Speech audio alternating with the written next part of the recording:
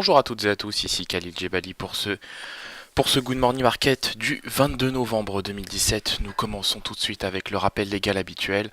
XTB France informe les participants que la présentation à venir et les informations qui vont être dispensées ne constituent pas en aucune manière une sollicitation ou incitation à acheter ou vendre des produits financiers.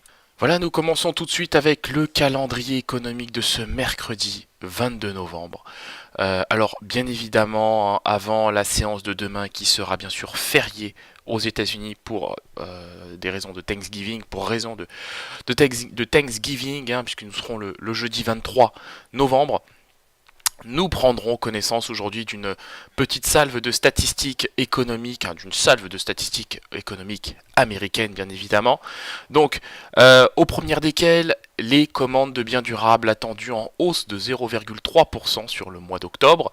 Donc c'est bien évidemment une statistique qui va peser positivement ou négativement sur le dollar américain bien évidemment. Ensuite, nous prendrons connaissance de l'indice Reuters Université du Michigan de confiance du consommateur américain qui est attendu à 98 points contre 100,7 en première estimation. Donc on va voir si effectivement on a une stat qui ressort au moins en ligne avec les attentes. Ensuite nous enchaînerons à 16h30 avec la statistique habituelle, à savoir les stocks hebdomadaires de pétrole pour la semaine terminée au 17 novembre. Et bien sûr, la séance s'achèvera avec la publication des minutes du FOMC, donc les minutes, donc le compte rendu de politique monétaire de la dernière, le compte rendu de la dernière réunion de politique monétaire de la Réserve fédérale et bien évidemment de son organe décisionnel, le FOMC.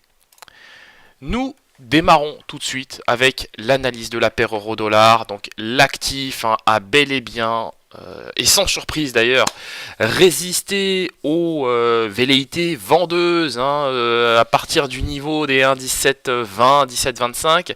Donc on le sait désormais, le niveau des 1,1725 c'est désormais un support de qualité. On ne s'en doutait pas vraiment, mais effectivement on voit qu'on a bien résisté aux velléités vendeuses autour de ce niveau.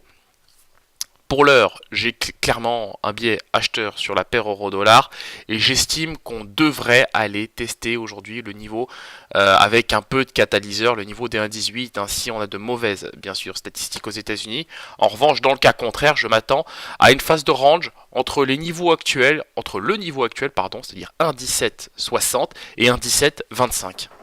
Voilà, je vous propose de nous quitter sur cette note. On se retrouve comme d'habitude à 12h30 avec Dorian aujourd'hui pour son live trading et avec moi à 15h15 pour le décryptage de la séance US. Donc on essaiera de prendre quelques positions sur l'indice S&P 500 et bien sûr de dénouer les positions engagées ce matin au travers des publications sur TradeBit.